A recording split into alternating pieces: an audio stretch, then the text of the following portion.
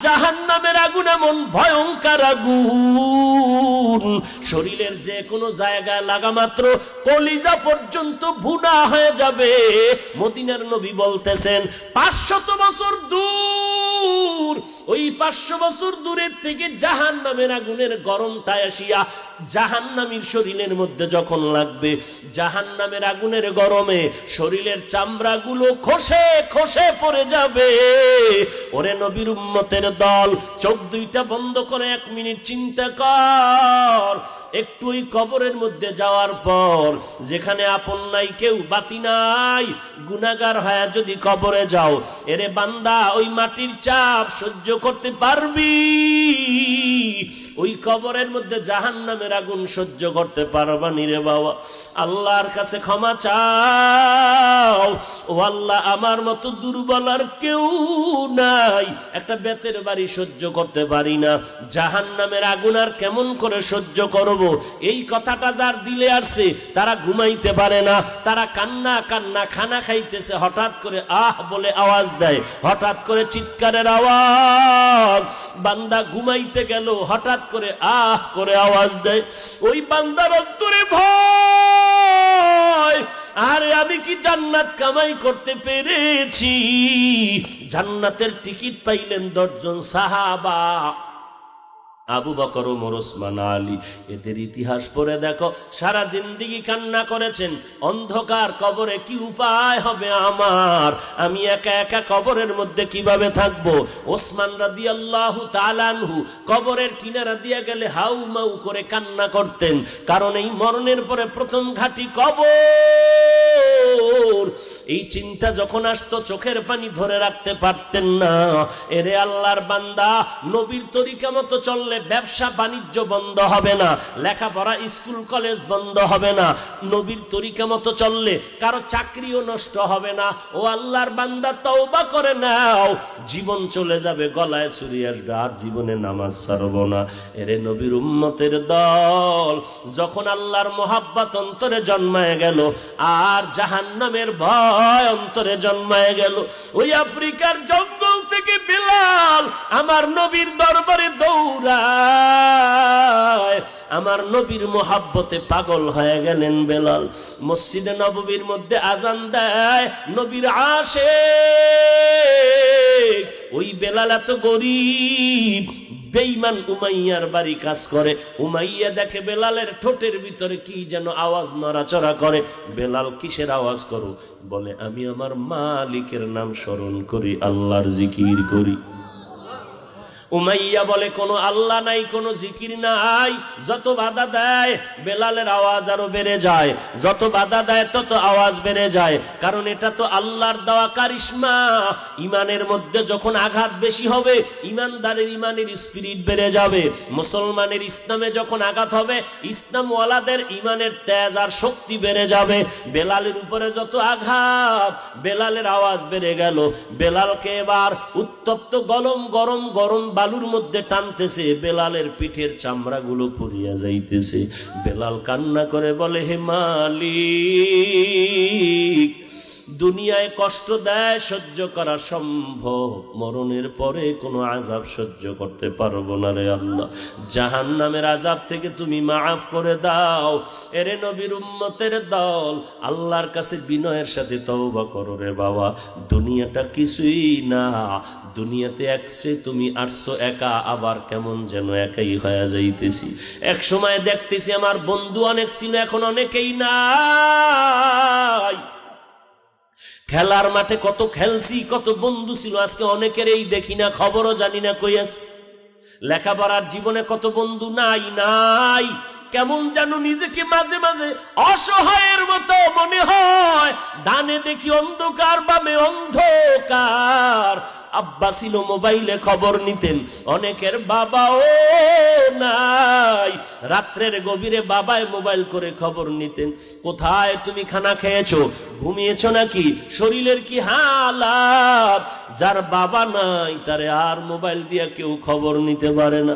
মা বারবার মোবাইলে খবর নিতেন, ও বাবা তাড়াতাড়ি খানা খা, তাড়াতাড়ি ঘুমায়া যা, শরীরটারে নষ্ট করিস না।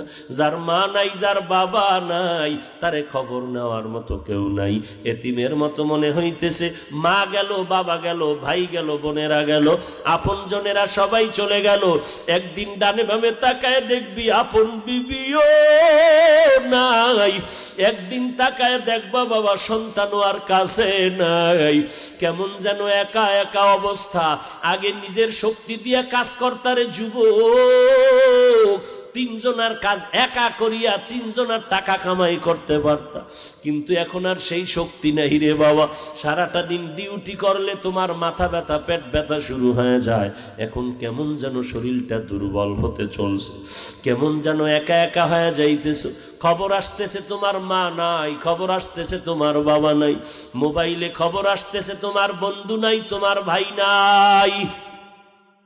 এমন একটা সময় আসবে, হঠাৎ করে আওয়াজ হবে তুমিও নাই, কেউ তোমার পাশে নাই, আপন কেউ নাই। চোখ দিয়ে তখন তুমি স্বপ্নের মতো দেখবা তোমার আপন জনেরা কেউ নাই, সবাই পাগল হয়ে গেছে তোমারে তাড়াতাড়ি কবরস্থ করার জন্য। কেউ দৌড়ায় কাফন কিনার জন্য, কেউ যাইতেছে বড়ই পাতা দিয়া গরম পানি করতেছে আমারে চিরবিদায়ের গোসল দেওয়ার জন্য, কেউ যায় বাঁশ বাগানে বাঁশ কাটার জন্য, কেউ যায় কবর খনন করার জন্য। এই যে আমার জীবনের দুনিয়ার সব স্বপ্ন শেষ। কই আমার দোকানদারি, কই আমার কর্মচারী, কই আমার ফ্যাক্টরি আর টাকা পয়সা, কই আমার বাড়ি। আমার ঘামের বাড়ির থেকে আজ আমার আপন জনেরা টেনে টেনে ঘর থেকে নামাইতেছে, আমার গায়ের জামাটা পেলেট দিয়ে কেটে কেটে রেখে দিতেছে, তিনটা সাদা কাপড় আমার আপন বানায় দিতেছে। এখন আর কেউ আমার পাশে আসতে চায় না। যখন আমাকে ধরিয়া কবরের মধ্যে রাখা হচ্ছে, আমার সামনে পেছনে মাথার কানারায় পায়ের কিনারায় লোক নামিয়া কবরে রাখলো, মনে মনে যেন স্বপ্নের মতো ভাবতেছি আমার কেউ নাই, এই কবরে বুঝি আবার এই মাথার কিনারার মানুষটা আমার ছেড়ে যাবে না।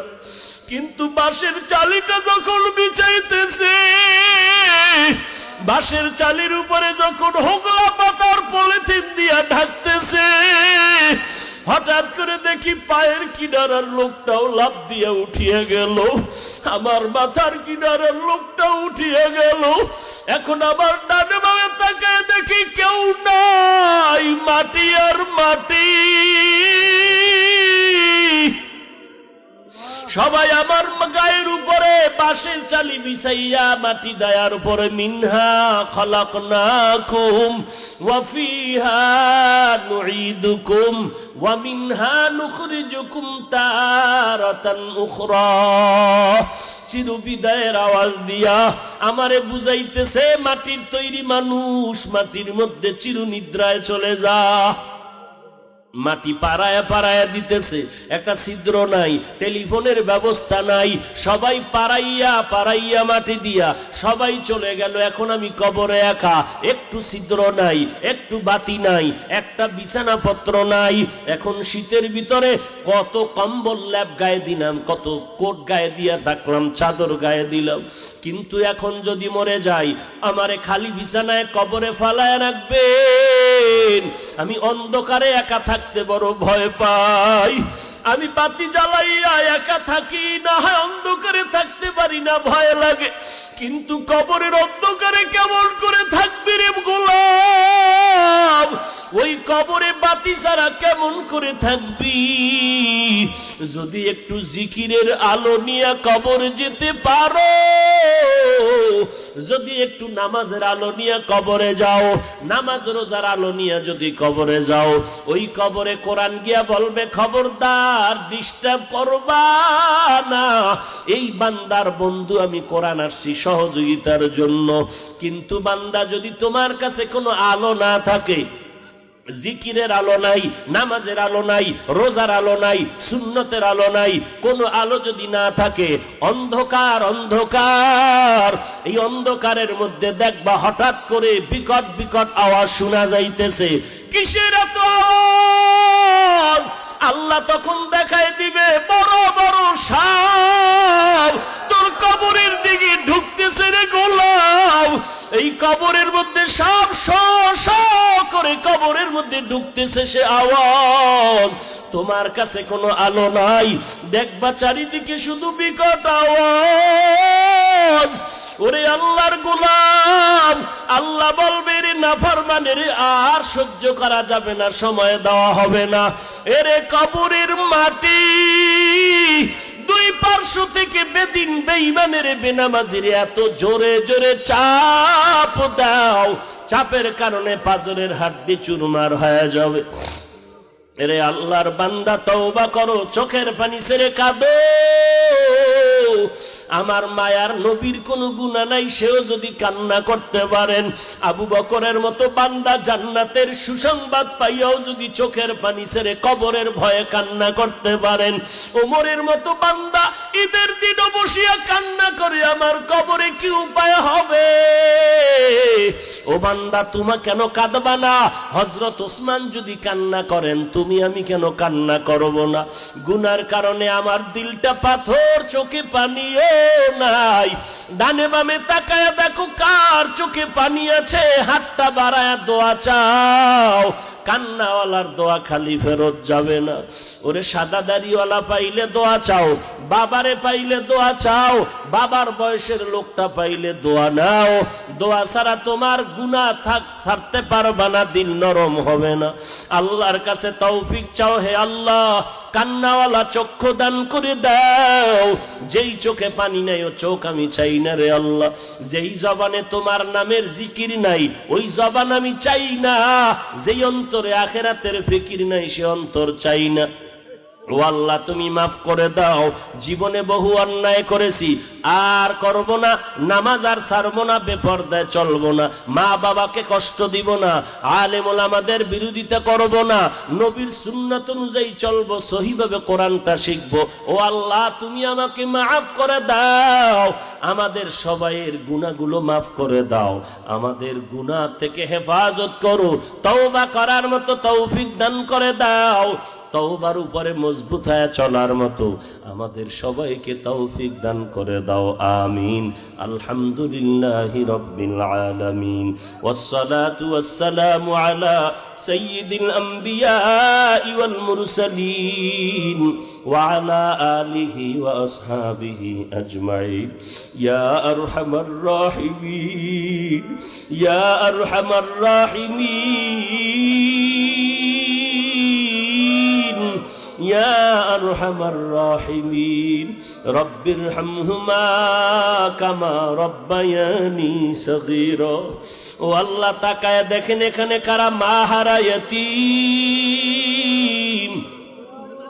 কে যেন বাবা হারা ইতিমের মতো হাত তুলেছে। আয় আল্লাহ গুনাহ করিয়া জীবনটারে নষ্ট করে ফেলেছি। গুনাহের কারণে আমার হাত না পাক, আমার চোখ না পাক, আমার অন্তর না পাক, চোখে পানি নাই। আয় আল্লাহ এই গুনার শাস্তি কবরে সহ্য করতে পারবো না, জাহান্নামের আগুন সহ্য করতে পারবো না রে আল্লাহ। কান্নাওয়ালা চক্ষু দান করেন, কান্নাওয়ালা চক্ষু দান করেন। মেহেরবানি করে আমাদের জীবনের গুনাহগুলো মাফ করে দেন। সারা দুনিয়ার মানুষের মুক্তি দান করেন, হেদায়েতের দৌলত দান করেন। বাংলাদেশ শান্তির দেশ বানায় দেন। আয় আল্লাহ দেশের জন্য, দিনের জন্য যারা জীবন দিল মাফ করে দেন।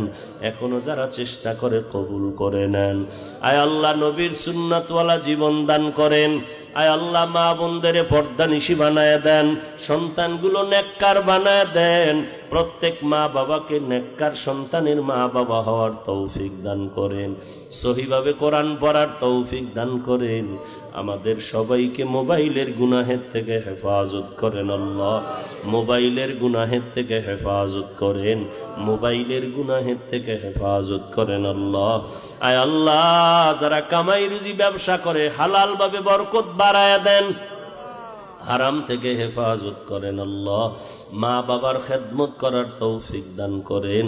উলামায়ে আহলে হকের সোহবত নেয়ার তৌফিক দান করেন।